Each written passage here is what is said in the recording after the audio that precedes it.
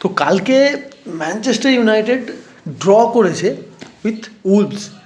আর Manchester ইউনাইটেডের supporters মানে fan base, আমরা যারা ম্যানচেস্টার ইউনাইটেডের ফ্যান বেস, বিশেষ করে সোশ্যাল মিডিয়াতে যে রিসেন্ট ফ্যান বেস না, তারা একদমই মানে ভাই এর থেকে নেগেটিভ, এর থেকে টক্সিক ফ্যান বেস মনে হয় না হতে পারে বলে। কারণ মানছি ভাই, উলভসকে তুমি হারাতে পারো নি, ওল্ড ট্র্যাফোর্ডে এই ড্রটা হারের মতোই মনে হবে। Against Wolves, against West Ham যে দুটো ড্র হয়েছে, যেখানে 2-2 4 পয়েন্টের drop, against Everton 10 man Everton যাদেরকে হারাতে পারেনি। তো ইউনাইটেডের কাছে এই পয়েন্টগুলো খুব ভাইটাল, আমি সব মেনে নিচ্ছি। বাট আমি একটা জিনিস কিছুতে বুঝতে পারছি না যে এত টক্সিক ফ্যান বেস কী করে। আগের দিন যখন নিউক্যাসলের সাথে ইউনাইটেড জিতলো 1-0 গোলে ওল্ড ট্র্যাফোর্ডে, তখন বলা হলো ইট was A defensive master class.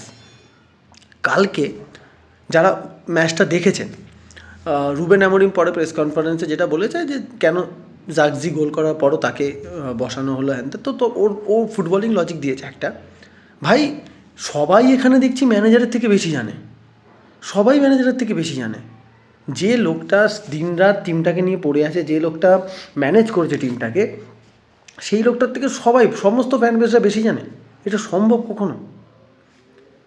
কালকে রুবেন অ্যামোরিমকে এমনভাবে ব্লেম করা, আমি আজকে দেখছি সোশ্যাল মিডিয়াতে বিশেষ করে কিছু কিছু পণ্ডিত, যারা জানি না তারা কী করে পণ্ডিত হয়েছে, একটা 3 দিন আগে ডিফেন্সিভ মাস্টার ক্লাস থেকে হঠাৎ সে ইউনাইটেডের হিস্ট্রির সব থেকে খারাপ ম্যানেজার হয়ে গেল।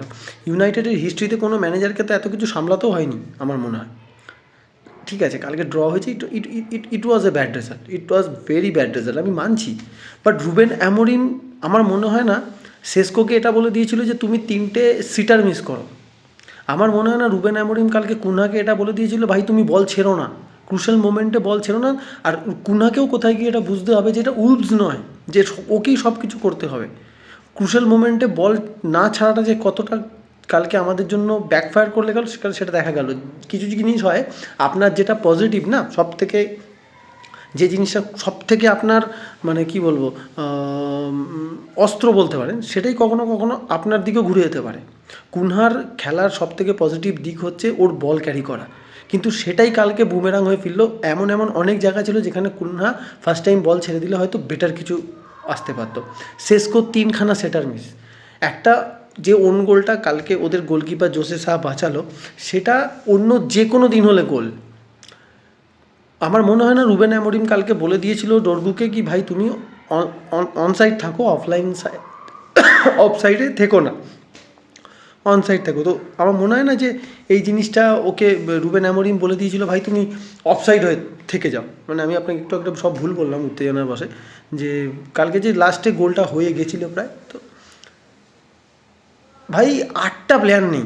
আমি এক্সকিউজ করবো না এখানে কোনো যে রুবেন অ্যামোরিম উলভসকে হারাতে পারবে না, বাট যে কোনো টিমকে আপনি, যে কোনো ম্যানেজারকে আপনি আপনার ফার্স্ট 11-এ 8টা প্লেয়ার সরিয়ে দিন। কালকে বেঞ্চ দেখেছিলেন কি বেঞ্চ ছিল। আবার এক্সকিউজ শোনাতে পারে, বাট এটা এক্সকিউজ নয়। আপনি এই লাস্ট উইকে লিভারপুল এই উলভসের সাথে জাস্ট খাবি খেতে জিতেছে। একটা টিম টানা 3 পয়েন্ট মাত্র, আই থিঙ্ক 18 না 19 ম্যাচে 3 পয়েন্ট। তো সেই টিমটা একটা মরিয়া চেষ্টা করবে। কালকে United with the ball was pathetic, এটা রুবেন অ্যামোরিমও বলেছে প্রেস কনফারেন্সে। উইথ দ্য বল কালকে ডিসিশন মেকিং খুব ভুলভাল ছিল, যে যতটা পরিমাণে ক্রস অ্যাটেম্প্ট করার কথা সেটা করেনি ইউনাইটেড, যদিও 22টা ক্রস, বা স্টিল আরও বেশি করতে পারতো কারণ কালকে সেসকো ছিল। উইথ দ্য বল প্যাথেটিক হলে সেই টিমটা উইদাউট বল প্যাথেটিক হবেই, খুব স্বাভাবিক ব্যাপার। তো এগুলো যাবেই এক একটা দিন। টিমটা আগের থেকে কতটা বেটার ইমপ্রুভ করেছে আমরা সবাই জানি। আপনার কাছে ব্রুনো নেই, আপনার কাছে বাবুমো নেই, আপনার কাছে আমাদ নেই, আপনার মাউন্ট নেই যে কিনা পজিটিভলি ভালো খেলছিল, আপনার মেন ডিফেন্সের 3টে প্লেয়ার নেই, আপনার কাছে ম্যাগুয়ার নেই, ডিলিট নেই, মাজরাউই নেই। তো আপনি ফার্স্ট 11-এর 8টা প্লেয়ার আপনার নেই, আপনি সাডেনলি আপনার ম্যানেজারকে বলছেন he is the worst. Pep গার্দিওলাকে কোনো দিন আপনি দেখতে পাবেন না এরকম টিম নিয়ে খেলাতে। এই সিচুয়েশনের মধ্যে পড়তে হয়েছে তাকে কোনো দিন। মিকেল আর্টেটাকে এত সাপোর্ট করে আর্সেনাল, একটা কোনো প্লেয়ার ইউনাইটেডের মানে আর্সেনালের যদি ম্যানেজারের ডিসিশনের 1% এগেনস্টে কথা বলে তাকে টিম থেকে সরিয়ে দেওয়া হয়েছে। অবেমায়াং ক্যাপ্টেন ছিল, মনে করে দেখুন, তাকে ক্যাপ্টেন্সি থেকে সরিয়ে দেওয়া হয়েছিল, টিম থেকে পুরোপুরি সরিয়ে দেওয়া হয়েছিল। আমাদের এখানে একটু কিছু হলেই হি ইজ দ্য ওস্ট ম্যানেজার। ভাই আর কত ম্যানেজার স্যাক করা হবে? ওলে গানার সোলস্কারকে এইভাবেই তো স্যাক করা হয়েছিল, 3টে ম্যাচের রেজাল্টের ওপর স্যাক করা হয়েছিল ওলে গানার সোলস্কারকে। অথচ আমরা একটা প্রপার একটা আইডেন্টিটি দেখা যাচ্ছিল ওই সময়। সেম ভুল আবার ইউনাইটেড সাপোর্টাররা স্টার্ট করেছে রুবেন অ্যামোরিমকে নিয়ে। Give him time. আমরা তো কিছু জিতিনি না প্রিমিয়ার লিগ, বিশেষ করে আমাদের তো প্রিমিয়ার লিগ জেতা নিয়ে আমাদের বিচার করা হয়। আমরা তো প্রিমিয়ার লিগ, চ্যাম্পিয়ন্স লিগের ধারে কাছে নেই। আর 2 বছর নয় কষ্ট করা হবে, বাট যে উন্নতিটা হচ্ছে এটাকে যেন কোনোভাবে থামানো না হয়। Give him his players. ওকে আরও 3টে মিডফিল্ডার, ওকে একটা প্রপার আরেকটা স্ট্রাইকার, ব্যাকআপ স্ট্রাইকার, ওকে রাইট ব্যাক, লেফট ব্যাকের অপশানস দিক, খরচা করুক ওর পেছনে। This man will give us those glorious days again. দেবে। শুধু আমাদের as a United supporter we have to be patience with him. একটা খারাপ match and suddenly he is the worst manager, একটা ভালো ম্যাচ, ম্যানেজারিয়াল মাস্টার ক্লাস, এইভাবে হয় না। আপ ডাউনস হবে, সব টিমের হচ্ছে। কালকে আস্টন ভিলা 4 গোল খেয়েছে আর্সেনালের কাছে। তো আপনাদের কী মনে হয় উনাই এমরি কি কালকে স্যাক করে দেওয়া উচিত? 4 গোল খেয়েছে আর্সেনালের কাছে, যেটা আর্সেনালের ফুল টিম। ইউনাইটেড যেভাবে খেলেছিল এগেনস্ট অ্যাস্টন ভিলা, এই লিমিটেড স্কোয়াড নিয়ে, ব্রুনো একটা হাফ ইঞ্জুরির জন্য খেলতে পারেনি, এই লিমিটেড স্কোয়াড নিয়ে সেটাতে ডিফেন্সিভ কোলাপসের জন্য বা ডিফেন্সিভ এররের জন্য ইউনাইটেড জিততে পারেনি। বাট ইউনাইটেড ওদিন জেতা ম্যাচ আমরা সবাই জানি, আমরা যারা ফুটবল বুঝি দেখি। তো তাহলে কালকে কি বলবেন যে উনাই এমরি বাজে কোচ, 4-0 গোলেতে হেরেছে, 4-1 গোলে হেরেছে, খুবই বাজে কোচ। এবং শুধু হারেনি, কালকে অ্যাস্টন ভিলাকে একটা সময় রেলিগেশন জোনের টিম মনে হচ্ছিল যেভাবে আর্সেনাল ছেলে খেলা করেছে। তাহলে কি বলবেন?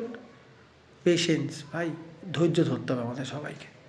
এত উত্তেজনা এত ভালো না, ব্লাড প্রেশার আপনার বেড়ে যাবে, সুগার লেভেল বেড়ে যাবে। ম্যানচেস্টার ইউনাইটেড সাপোর্টারদের এমনি উত্তেজনা আমাদের, আমরা কোনো ম্যাচ ভালোভাবে দেখতে পাই না, কারণ আমাদের সব ম্যাচেতেই সাসপেন্স থাকে, সব ম্যাচেই থ্রিলার থাকে। তার মধ্যে এত নেগেটিভিটি কেন? By the way, in advance happy new year, বছরের শেষ দিন পজিটিভলি কাটান। Next year 2026 it will be a brilliant year for Manchester United supporters. Take care guys.